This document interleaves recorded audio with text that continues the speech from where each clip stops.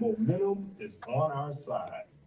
FordForCongress.com. Paid for by LaShawn K. Ford for Congress. That was definitely AI. It's something you plan for. At the Brian P. Pickett Funeral Group, we help families prepare with dignity and confidence.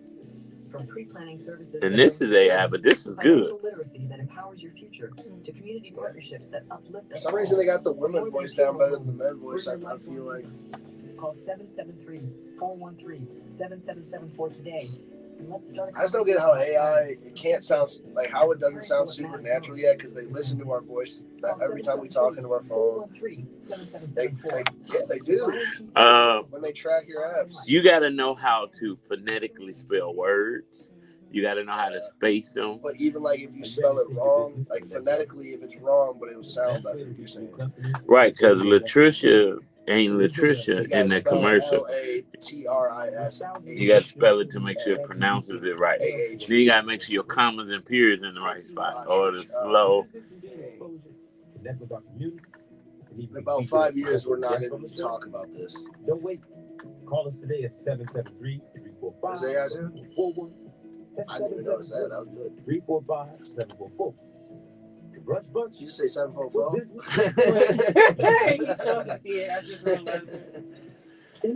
45 seconds. What's going on? Okay. She said 12:10. I was gonna do her if she watching. I was gonna do her like she do me when she said I'm running late. I was gonna say tell her something. Conduct and more. No one wants to be injured, but if you are, make the best. The guess is part of win-win or no win-win? No win-win. Wrongful death and medical malpractice. Flanagan Injury Law Group. We are here to help. Our team is experienced and dedicated to giving you truth, service, and justice. Call us at 773-789-8LAW or contact us online at WindyCityInjury.com. They gotta chill with these speed cameras. This is so annoying. Where's the action, Jackson? What's going on? Well, what's going on is on Chicago's far south side, a deeply troubled 180-unit Section 8 apartment complex called Indian Trail Apartments is now at the center of scrutiny. Its owner, the Sausage King of Chicago, LLC, isn't a local deli magnate, but rather a real estate company controlled by two wealthy California investors, Alan Smolinsky and Brian Chin. After purchasing the complex, y'all threw me off when we all that threw you off, you was already off. Yeah, after purchasing the complex in 2017 for $16.6 million, the owners continued to collect substantial government rent subsidies, over $2 million in the last fiscal year, while tenants report years of neglect. Now, residents describe horrendous living conditions. Winter temperatures inside their units plunge so low that they rely on space heaters, while broken cabinets, leaky ceilings, mold, roaches, and flooding are widespread. One mother, Jasmine Duckett, said the cold was so bad she sometimes heated her home on the stove, worsening her children's asthma. Another resident reported sewage and urine in the hallways, broken plumbing, missing fire safety systems, and water shutoffs without warning. Now, maintenance, they say, is slow or non-existent, and there is no longer an on-site maintenance person living in the building, a stark contrast to how things were under the previous owner when repairs were handled quickly. Now, despite the deterioration, Smolinsky and Chin have not invested in major renovations. They filed applications for state financing twice in 2021 and 2022, but either didn't complete the process or were denied due to financial feasibility concerns. Now, meanwhile, tenant organizers groups say the business model here reflects a broader problem. Some investors profit from HUD, that's the housing and urban development, subsidized housing, but use minimum upkeep, reaping the rewards without delivering decent living conditions. Now, the Sausage King is reportedly selling the property to another California developer, the Transcend Group, possibly for more than $27 million, a huge profit over what they paid. The city has approved up to $31 million in loans for renovation under the new owner, which is promising on paper, but residents remain skeptical. Many worry they'll be displaced or their promised improvements won't actually materialize. As one organizing director put it plainly, and I quote, they made a bunch of money and now they're trying to cash out with being punished at all, end quote. For the people who have lived through years of neglect, rehabilitation is a relief, but trust doesn't come easy. But you know what? Because the 31 million in loans has been approved for the new owner, that's pending, right? But it could be a contingency in there that if the old or the current owner does not bring the building up to code, then that sale cannot go through, or the sale could go through, but the $31 million in new loans would not be approved until building code standards have been met. Well, I don't think, I think that would have been noted because these are groups that are organizing and are quoted in here, so I'm sure they would look that up. That's why I'm not saying look it up. I'm not saying it would have been noted. I'm saying that would be a resolve. Right. Well, no, they're saying they sell them for $27 million. That's the price they're selling for. They bought it for $16 million. So they're making $11 million in profit. They make $2 million a year in HUD subsidies. They don't do any repairs. And now they're gonna cash out, and the new owner supposedly is gonna renovate the building, but which happens often in HUD homes. They redo the buildings and they move people out. Okay, I'm gonna say it slow, so I gotta say it no more.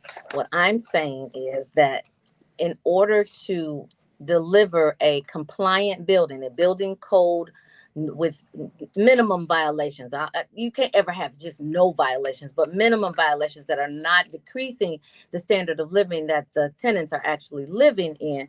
Because it's so much government money, they can put a contingency. They being who's giving the loan, city. The city I'm gonna say it slower for you. The city has approved $30 million in loans for renovations under the new owner, meaning it don't matter. This old owner could say, I could sell my trash building. You do real estate without any repairs when you're paying cash and you're not buying it with a loan. This is renovation money. So they're saying their issue is these guys are cashing out and they no penalties, no penalization. But the penalty would be if you made the contingency that the current owner had to bring the building code before the sale. That's what I'm saying. I know. So that's a hypothetical situation. I'm saying this advocacy group would have looked into that. That's why they're fighting. The whole point of this is these slumlords are cashing out. They make $2 million in HUD subsidies a year. The people live in horrendous, and now they just gonna walk away. And I get what the sentiment is. I'm solution based, so I was talking about the solution. However, when you all move out, when you find like how many people this is a 32 unit? No, this is a 180 unit. When all 180 of them move out, it's going to devalue that entire building, and so this new owner would have to find all new tenants, right?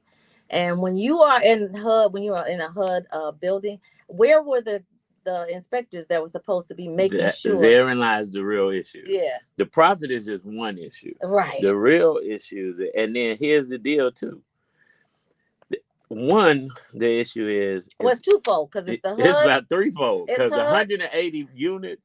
That's HUD, a lot of people. And it's the city. Like, where were the city building? Like, literally, when you open up a daycare center, you get a flood of discipline. So you got HVAC, you got electrical, plumbing. Everyone comes out to make sure before you open that you are compliant. Then they come out periodically. It could be semi-annually, it could be annually, it could be biannually. But before you get your new license, well, see, you don't have to do that. Right, you don't real estate. Do that with residential. However, that's the issue. However, you still are supposed to. The city is still supposed to go and inspect buildings if there have been some complaints that have been lodged, right? So where were those? Chicago.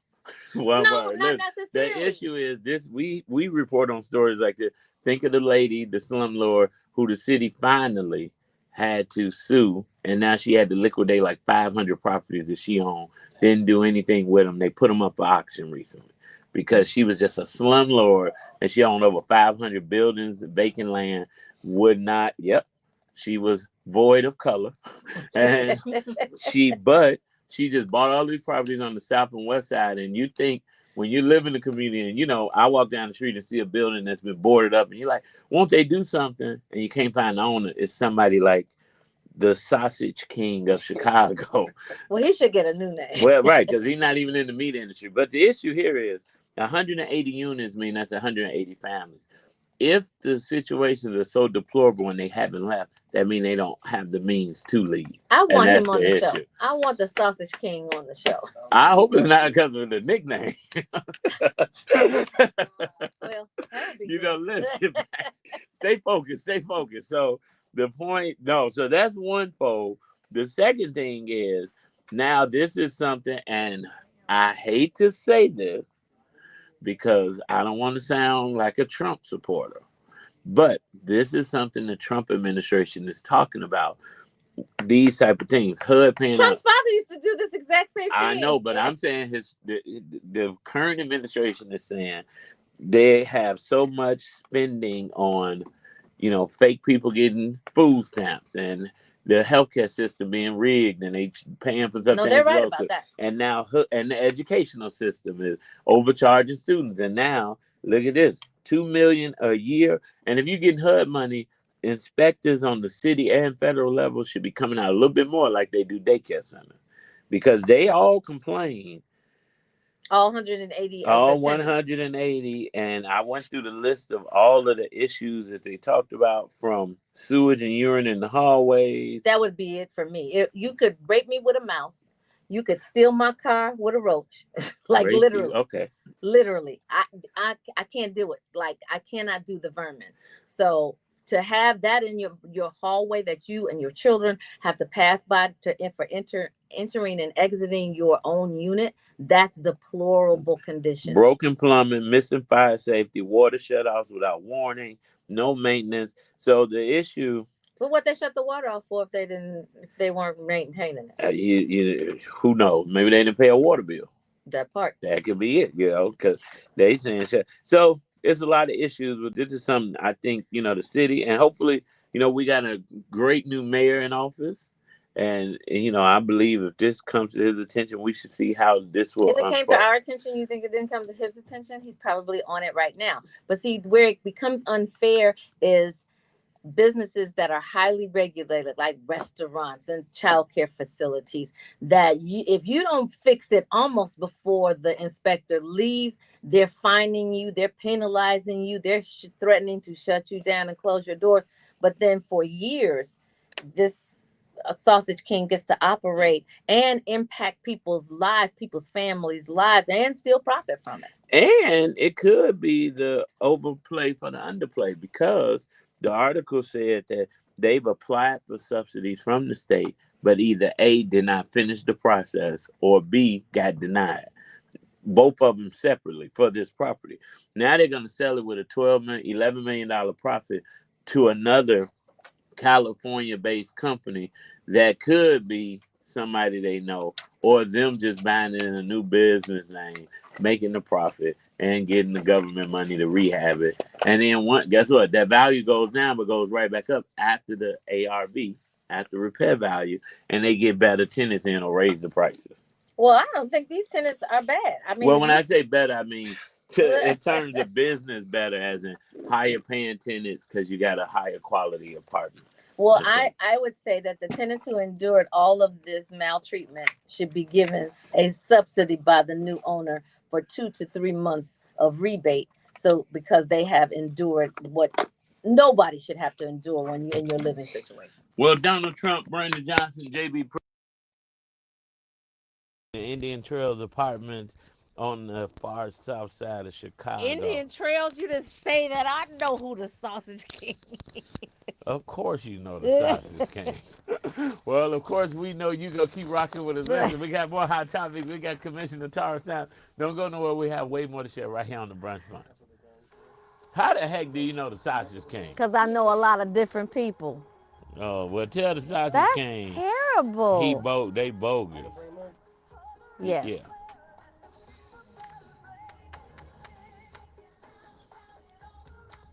What's up, people? Hey, Pam, Cartier.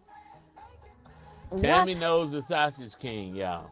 What are the odds? I know, right? I mean, I don't. The sausage Like, we're king not. ain't gonna be at Thanksgiving dinner, is it?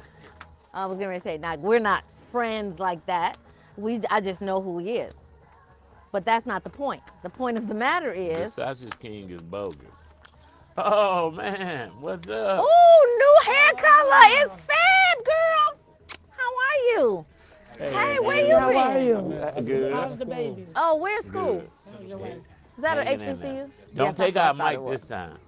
Look, I brought it back. What's up, man? Did you get my text? Yes, sir. Yeah, right. I said he come about. I'm in town. Can we kick it or something? I said you should be coming to work. You here for the week? Come back to. You supposed to jump Don't right back nobody, in, don't man. nobody want to come You on still work vacation remote? and work. You look pretty, star. Next summer. You got a few days. Just come on Yeah, in. come on there. Come on Don't there. make no sense to be sitting there. Doing nothing. Trying the West Loop is Did closed. you go to the concert last night? No. Hey, y'all. What Hey, concert? Echo. Hi, friends. At Tony Mama Church. At Church of the Harvest or some of the People Harvest. Church of the Harvest. Yeah. They had a big him and his mama had a big holiday concert there last night. Are you serious? Well, listen.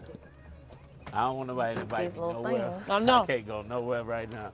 But I saw you would as the have MC tried. at Yeah, I saw your comment this morning. how this don't be on my calendar? It's crazy. And I told Darnell, because he has a great event, and I said it out loud, packed to the house, but more of us should be there. More West Siders, you know. And this is my third year doing it.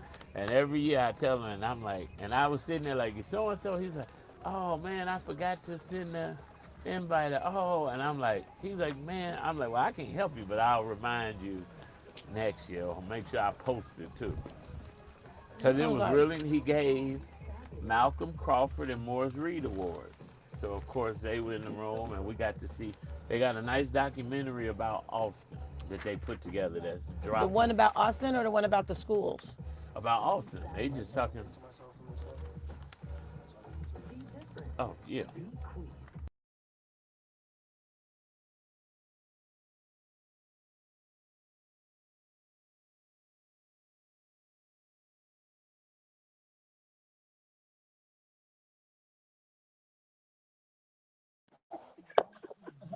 The testable. You used to be able to go to Marshall Fields and they get you a whole bag of little testable. Yes, I was. You can still do it. Amazing. You got testable. I can test it for that. But for you, if they've called. I stretch my test. I'm a number one customer. No, you're not. Bunny is my number one customer. Who is mine? My hairstylist. Oh, it's amazing. She got cologne and perfume. Oh, I need that. And it's long lasting. Because really, I need a new fragrance. You gotta try it. Hey, it's your main man. It's like when Medea said, Kim Hey, K.O. Spots, what's happening? Hey, Dr. Gorman. Hey, Black 5'7". Nale, what's up, man? You happy to be home? And look, Khadijah, she told him, why you ain't tell me about Tony Mama concert? And he called me too, but I didn't gotta call him back. That's probably why he was calling. Yep. Not Tony's mama, Tony. but Tony Mama. Tony Mama concert. Candidates hope to win. This commercial needs better music. LaShawn K. Ford will be #1 on the ballot for the 7th congressional district. This gives our campaign a huge Unless you want to go live on your own. You didn't acknowledge it. You know, I just want to make sure you heard it. Because I don't want to take control, but I mentioned to Zoe, but I know it's your commercial. Your help to win this election on You March just need 17th. some more music. So go to Stay in your life. More music.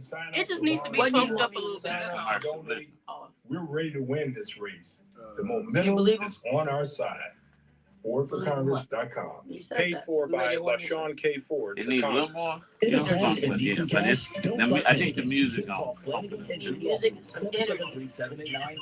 I was at their first.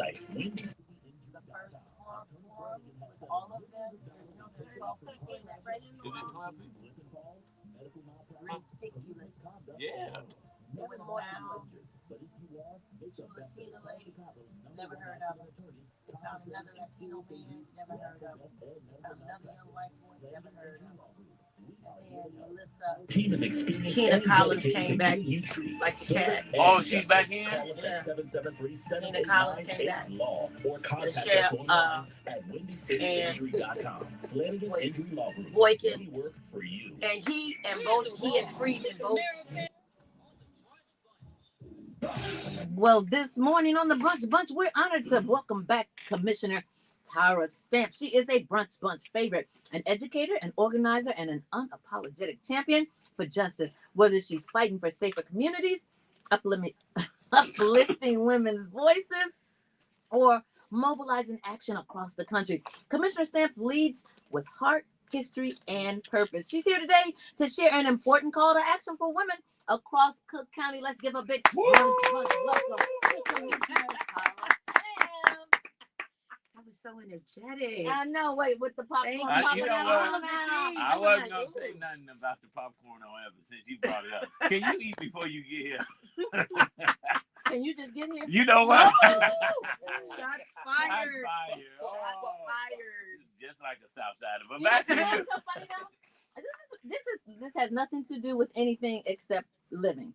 When you say something and somebody says it back, it's always what that you say back that gets the energy, right? Right. But get the ergo shots the fact fired. that you kicked it off. Right. Ergo. Oh, excuse me. You know what? I love you. I love Eat you as more. much popcorn as you I want. thought you might just want to give me some snacks. But Tara, thank you yes. so much for joining us. You are definitely one of our favorite commissioners. Thank And you. you are a working commissioner. I'm not saying that the other ones don't work. I'm saying that you work double time. Thank you for that. I tell everybody I have like 2 part-time, full-time jobs because I'm still the administrator of new teacher development at the Chicago Teachers Union and Cook County Commissioner of the 1st District. And actually, I'm doing both today. Like I take off one hand and throw on the other. But thank you for having me. Thank you for giving me the air and opportunity to share my latest event. I am and do try to be in the community, like ever seeking the community's heart, so that community know that I'm working for them, not just at Cook County, but actually in the neighborhood. And so what I got going today, as you all know, that Broadview was like ground zero for all of the things that were happening in It's heinous. With ICE. It was heinous. It's still heinous. And my sister in good government, Katrina Thompson, is the mayor of Broadview. And that Black woman, you know, you can feel however you feel about how she governed, but she was called to that moment. And I think she met it with dignity and decorum and grace, because who of us would have known what to do when ICE shows up at your front door wreaking havoc, right? And so I think what a lot of people forgot in that moment is that Broadview is still a predominantly Black municipality. And so she was just really trying to hold it down. And so ever since I took the office, I've just had an unctioning of the spirit to do something with women about really just kind of like standing on the wall for our community. I really do believe that whatever happens in our villages, our towns, our cities, communities, state, country, is going to be what women do or don't do, how women vote or not vote, the actions women take or not take, both in their policy positions and with their purse, right? Like we have to make some really definitive financial decisions about who we're going to support. And we got to really demand that policy reflects us, because if we look at the current policy that's going forward right now from the highest office in the land, it's very anti-woman. And so there's a war has been waged on women as much as it's been waged on the poor, people of color, immigrants. A war is being waged on women, and that does not necessarily get amplified as much, but it's really quite true. Just recently, I just saw an educator reporting out that in this new, very defunct Department of Education, which is completely defunct now, one of the things that they've done is made education, nursing, many women-led industry, non-professional careers. So you can now have a master's, a doctorate, and not necessarily have a degree, right? So you could have a degree, but it just means less now. And so to your point, Commissioner Stamps, I think one of the things that have really resonated with us is the fact that the most educated population in the country right now is Black women. Is Black women, and they've been saying that, and it's almost like the moment that got amplified, the target on our back got bigger. So in so many of these women-dominated industries have been downgraded as a direct threat to Black women in particular, secondarily women of color. A lot of the work that they even farm over from the Philippines and from islands are nurses, right? And so a lot of the schools that they're not funding are nursing programs. Even as I said on Cook County board, and see how many nurses we actually do need, right? Yeah. So we need nurses. I've been pushing for a direct pipeline that Cook County, we need to grow what we need. There's a whole medical school called Crane High School has a medical department. That program should be feeding into Malcolm X that has a medical department that should now be feeding into the medical district. We can really grow what we need. And I think as we continue to see these attacks on women, particularly women dominated industries, we got to unite and fight back. And so my kind of call to action on Black Friday, which is a women silent solidarity march. We're going to be marching from Broadview Baptist Church. We have the blessing of the pastor there, and we're going to be marching in silence in Black with white scarves, both for just like the darkness of the moment and the light that women bring to this moment. So it's just those kind of like just the position of opposites that I'm trying to amplify. And then when we get to the detention center, we will be doing land rights, but not just for the indigenous land that was stolen that we stand on, but also for the people who were brought over here, my ancestors that were brought over here as slaves, also for the Latine population that have come over. You know, this country was built on the backs of free labor called slavery. The reason that we had the Civil Wars because we had the greatest work stoppage in the history of our country, where slaves started leaving the plantation.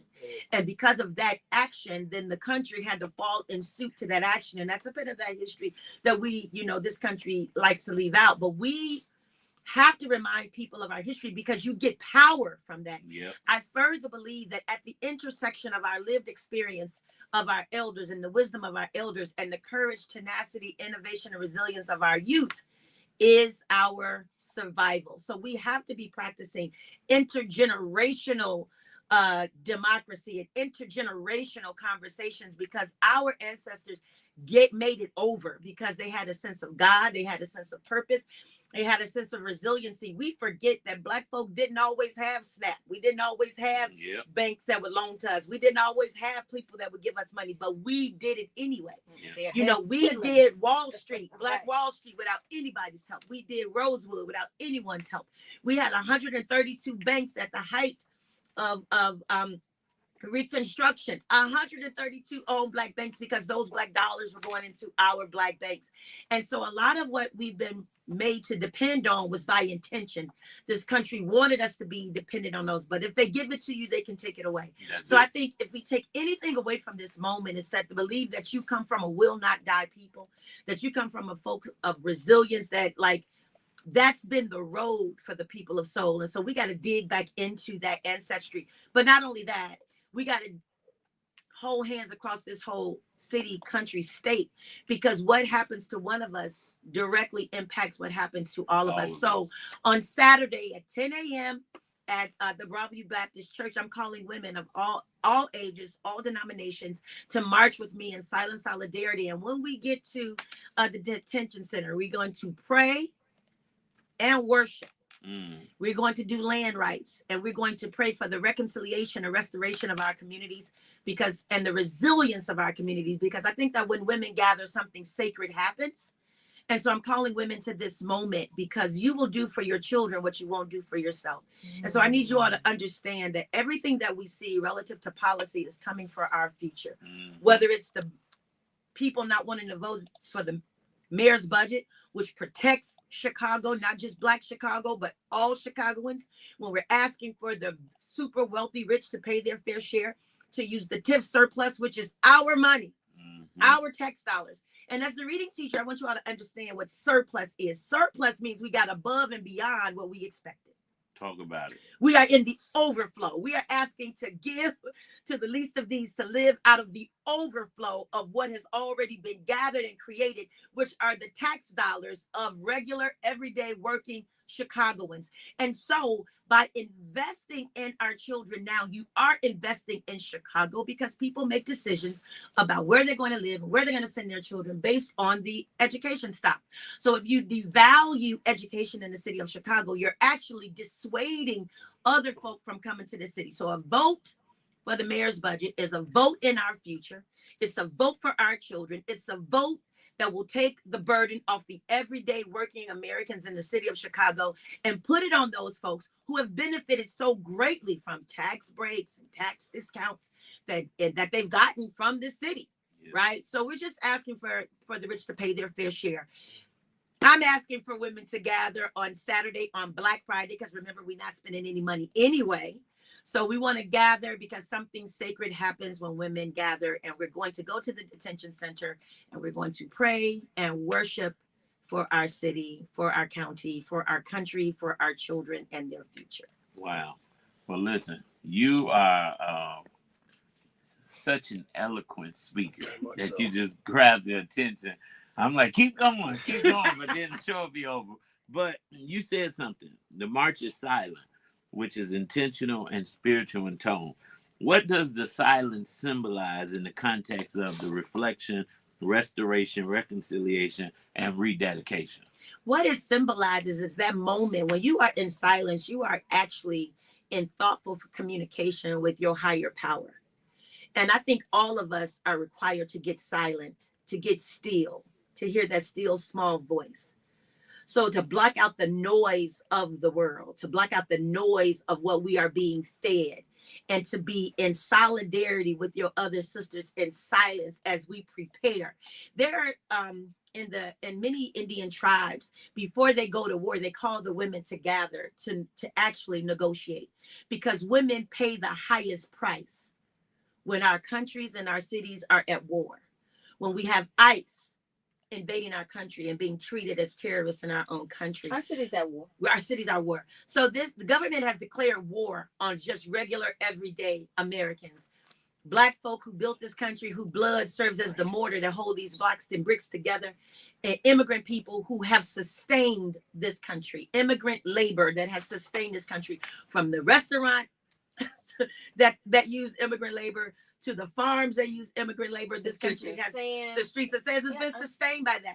And so that's one part. The other part is there's a sacredness of silence, right? Mm-hmm. You cannot hear the voice of God if you got too much noise going on outside and inside your body. So I'm calling for women to quiet themselves in solidarity, to be silent in solidarity as we prepare for the work ahead. Because what is going to happen, right or wrong, good, bad, or indifferent, I believe that it's going to be based on what women do or not do. Mm. So Tara, give us the address to the Broadview Baptist Church so that people can actually have where they're going, where they're meeting. Absolutely. So it's 2100 South 25th Avenue in Broadview.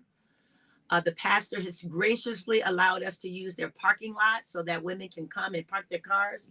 We can gather.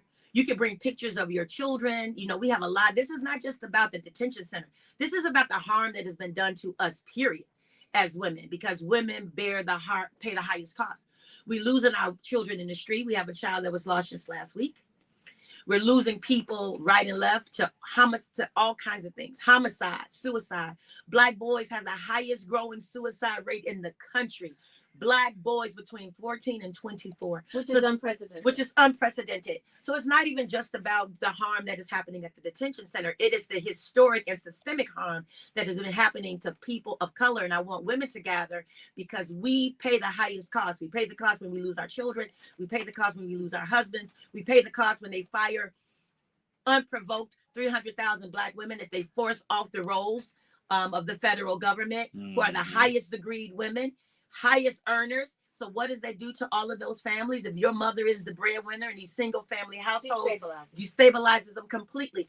But not only that, you got to look at the bigger picture, which is the big takeover. At the end of all of this disinvestment, destruction, and tyranny is a dollar sign. There are those detention facilities are privately owned.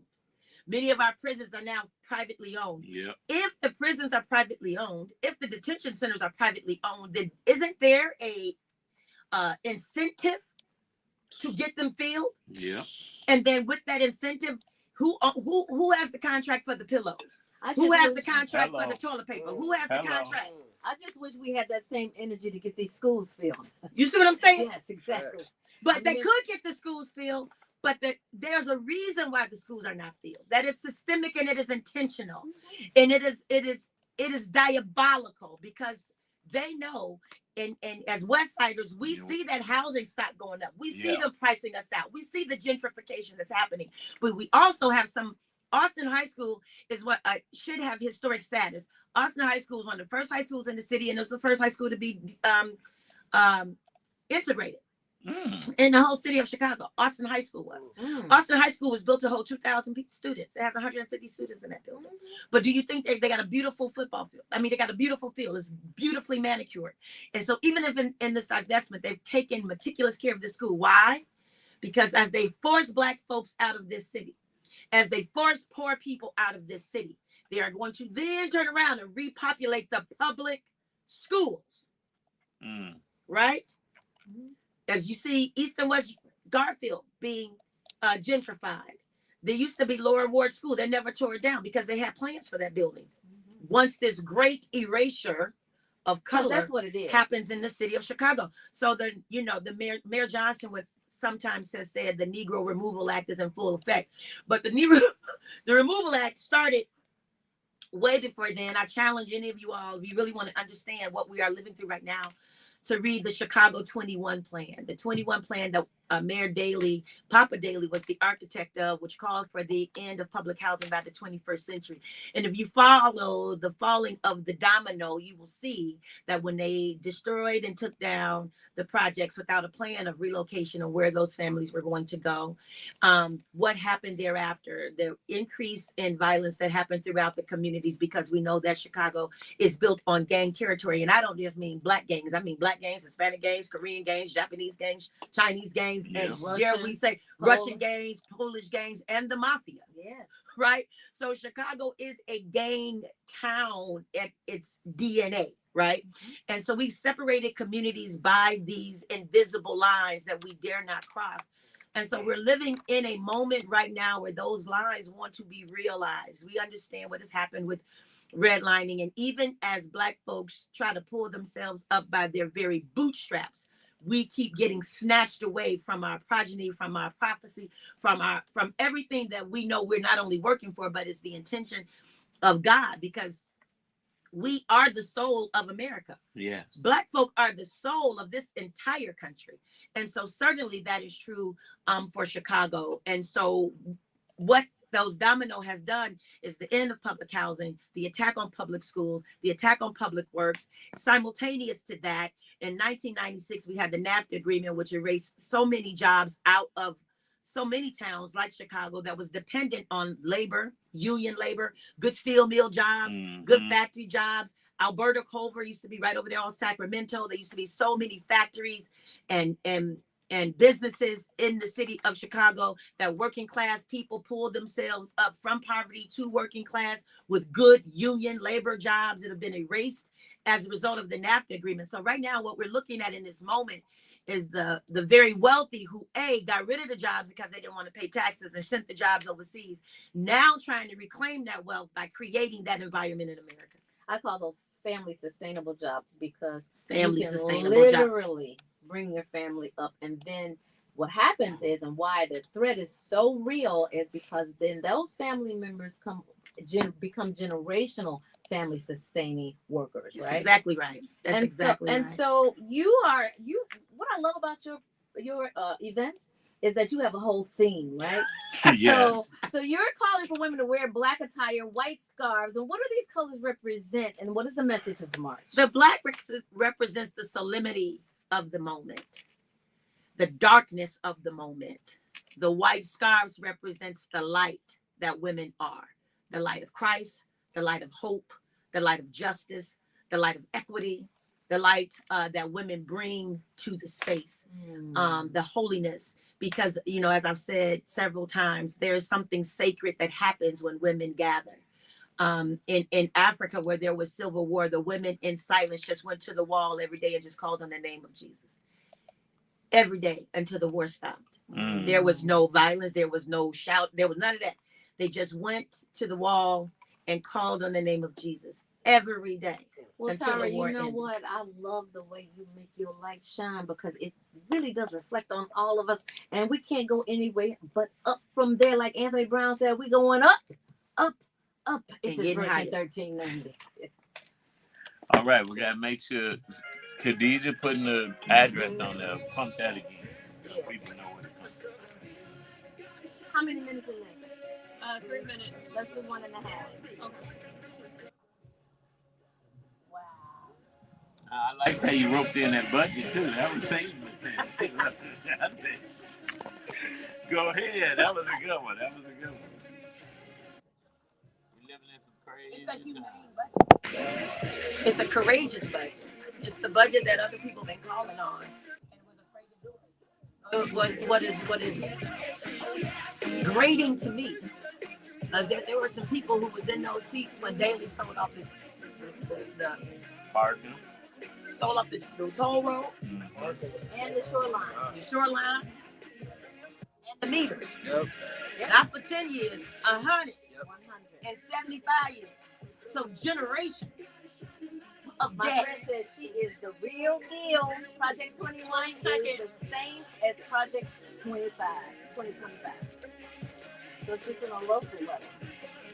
Yeah, but you know what? I think 15 seconds. 15 seconds? Yep. All right. Go ahead, Marcel. Because you just seem distracted and over. I was listening to the intent. 5, 4. I know everything she said. We're going live. You're rocking with the Brunch Bunch right here on Inspiration 1390. It's your main man, Action Jackson. And let me tell you, I thought I needed prayer, but every time I get in this seat with Tammy, I need even more prayer. You mean the 4 times you get in this seat? You know what? Oh, Lord. I'm sitting next to the Queen of Patty. It's your girl, Tamara Fair, on the air, and we are sitting next to the Queen of Reform, literally bringing things to light, not just on a local level, but actually how it impacts us on a global level, is none other than our guest today, Commissioner Tara Stanton. And yes, she is doing her thing yet again, because when you want to see change, you better be a part of that change. So it's all going down on November 28th, Friday, 28th. Black Friday. Friday. Yes, it's the real Black Friday. It's the real Black Friday. We are not shopping. Nope. We are not shopping. We are healing. We are healing because we got to make our purse and our policies be in alignment. That's right. And so if you want to make sure that you're voting, and when that opportunity comes to vote, you want to be on the side of right, because history will bear this out. So please join me. And I hope hundreds of women of all ages, all hues, all ethnic groups, because something sacred happens when women gather at 2100 South 25th Avenue in Broadview. There will be parking. We're going to park our cars and get ourselves together. There will be some signs, but you are free to make a sign, bring a sign, pictures of our fallen children, our fallen people, whether it's from victims of police brutality or other harms that have happened in our country, in our city, or if it's relative or related to immigration. We want to lift up our children, family, and loved ones, and we want to call for restoration, healing, and reconciliation. We want to give land rights, because we understand that we are living and walking on stolen land. That's it. And we just want to reconcile. And so I cannot say enough. Something sacred happens when women gather, and what happens in this country will be based on what women do or don't do in this moment that we were born to meet. Well, ladies, pull up. Prayer warriors, pull up. Brothers, drop your wives, your sisters, your mamas off, and wait on them till they get back, and pray for them in the car. But let's make sure we pack it out this Friday. Let's give it up for our guest, Commissioner Tara Stanton. Listen, we are out of time, but we're never out of content. We encourage you to take heed to what you heard here on the show today. And if you didn't hear it, call your older persons and let them know that you want them to support this budget. Vote yes for the Vote budget. yes. It is a humane, courageous document. And remember, this is about the surplus. Surplus means over and beyond. That's it. And so we are not going to be over and beyond time. We encourage you to keep Love 24 alive. Tell someone that you don't know that you love them. Tell someone that you do know that you love them. Love will begin to spread like a wildfire. Tamara Fair on the air. I love you. I love you too. But tomorrow, I love you all. We love you. Yo, tomorrow I want you guys to go and look at our list of approved vendors. We out. Oh, nice. Oh, send it to me. All right, Facebook. See you all. Guys, thank you so much. Tony, thank you so much. I missed you not coming on. You guys, this is the Tuesday right before the Thursday Thanksgiving. Remember, we are not spending on Black Friday. It is the real Black Friday. The real Black Friday is spending with your own. All right, guys, let me tell you something. If Tyler Perry can do it, if he can become a billionaire off of Black dollars, I can say that everyone who is a business owner can follow in his blueprint. Y'all definitely support this wonderful event that's coming up on Friday. We'll see you tomorrow.